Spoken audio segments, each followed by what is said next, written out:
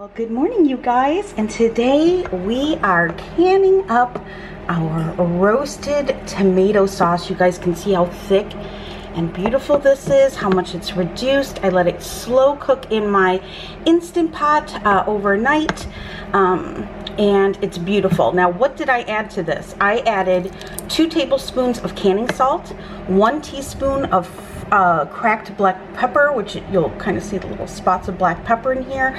I also added 2 tablespoons of sugar to this just to cut the acid. We are going to be adding some additional acid to this in our jars when we can. So here we go. Now I've got my jar sitting in hot water. I'm going to use a cool jar because these, you want hot jars, hot sauce, hot canner. And take a look at these. Have you guys seen these jars? They're the American Star ones. Oh, they're so pretty. So we're going to use that one. And we're going to put this in. Now filling these to a 1/2 inch headspace, okay? So what I'm going to do is we need a 1/4 teaspoon of citric acid, okay? I'm going to put that right in the jar. And then we're going to go ahead, just ladle this sauce right into this jar.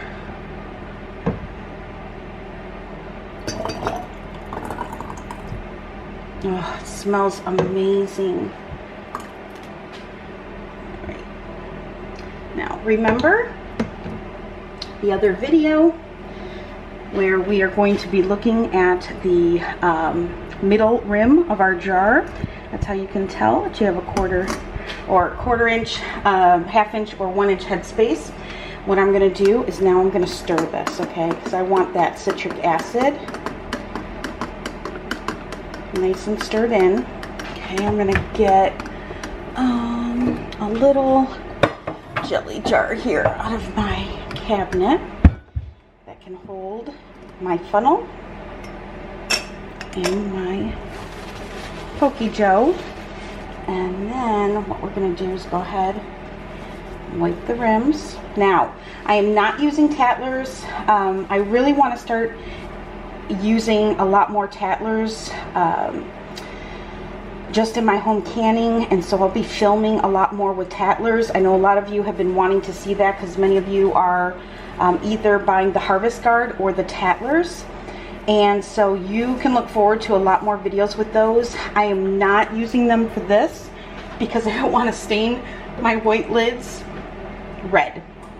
Now, Tattler does sell, or I'm sorry, Harvest Guard sells red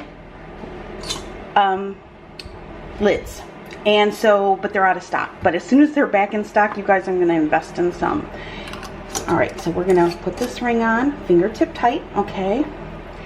And there is 1 jar of roasted tomato sauce. Oh, so beautiful.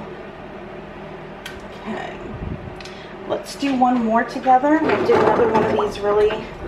I fill my sink with really hot water. I actually add boiling water from my kettle, and I let these jars just sit. Always give them a good rinse. These cute. Oh my gosh. I don't know. I think all the canning queens are the same. You know, you get new jars and you can't wait to use them. All right, let's do another jar together. Okay. And then I will finish these up. Oh shoot! I'm trying to be neat. All right, let me see where my rim is. Okay, 1/2 inch headspace. And I think I forgot to add the citric acid, but that's okay. We're going to add it now. So we're going to just put that in. Alright. I'm going to take my Pokey Joe here. Give that a nice stir.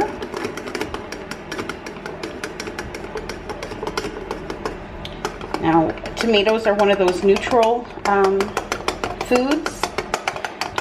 So it needs extra acid, even if you are pressure canning it. Now I'm pressure canning mine, so even with that I'm going to add a little bit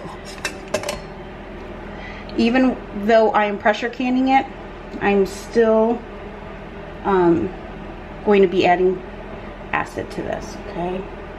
I want to make sure I'm at that half-inch headspace here.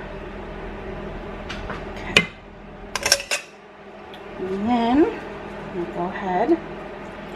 Vinegar, I use straight vinegar when I wipe the rims. Make sure those are nice and clean.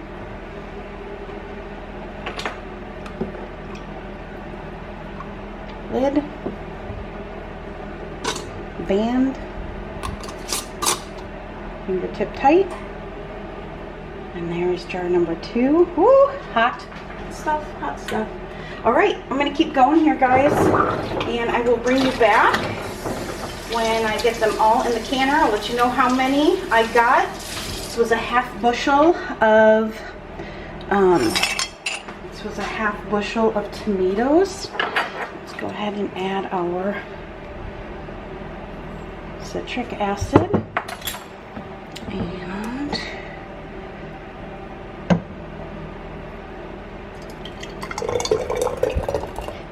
And roasting the tomatoes, I've gotten a few questions of the taste. Yes, it's much richer. Roasting them also takes away a lot of that liquid. So you've got this beautiful thick sauce. Of course, you don't want it super thick. You don't want it, you know, like paste. But a beautiful, thick, rich sauce. Ugh. It'd be so good on sourdough pizza in this fall and this winter. It's going to be amazing.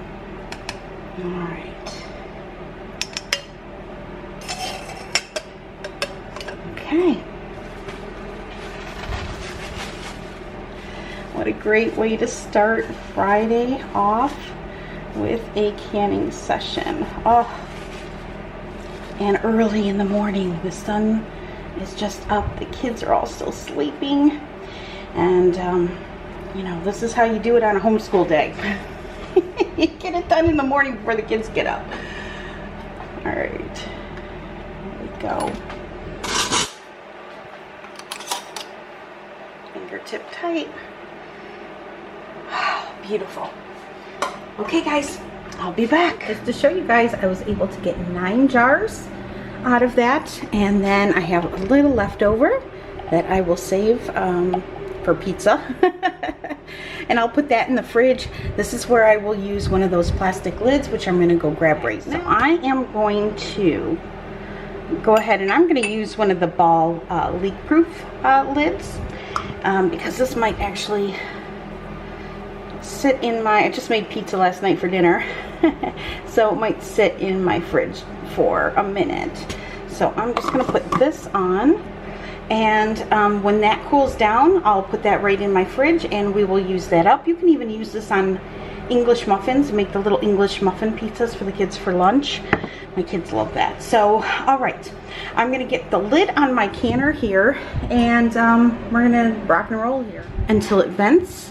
And it's going to vent for 10 minutes. When that happens, I'll bring you back so you can see what that looks like. So we've got steady stream. And I don't know if my camera's going to pick that up. So we're going to go ahead and set the timer for 10 minutes. Let this vent for 10 minutes. And then we can put the weight on. So it's been 10 minutes. I am, by the way, I'm using an All-American 921 pressure canner. I use 10 pounds of pressure. I'm going to put the weight on. And then this gauge will go up to 240 degrees-ish. It goes to about, my canner likes to sit at 11 pounds of pressure. And so we're going to wait until this starts to jiggle. And we'll check the gauge and we can start our process. We're jiggling, and as you can see, we are there. So I'm now going to turn my burner down to the sweet spot that it likes to can on, which is medium. For me, we want this to jiggle 1 to 4 times per minute. Not more than that. You really want to control your canner so you can control your headspace. And yeah, this should be a nice smooth ride. We are going to process this for 15 minutes. When it's all done, I'll bring you back and I'll show you what they look like. Guys, I just took the lid off. I'm going to grab my tongs here and we are going to go ahead and set these over here on the other side of my kitchen, because I've got a lot of projects going on today, and we're gonna have to kind of make room here. But wow, it smells incredible. It looks beautiful.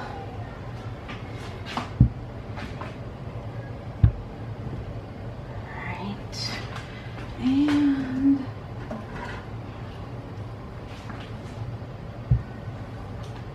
like I said, this is going to be amazing on my shelf for sourdough pizza.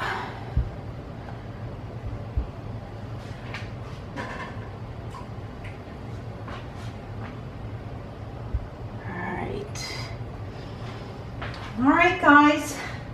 I hope you enjoyed this. I'll leave the link to my video that I did yesterday up above so you guys can check that out. But there they are. And I won't know really until I can get the bands off, and in my experience, tomatoes always kind of separate like this while they're super hot, and then as it cools down, you can shake the jar and it all kind of melds back together.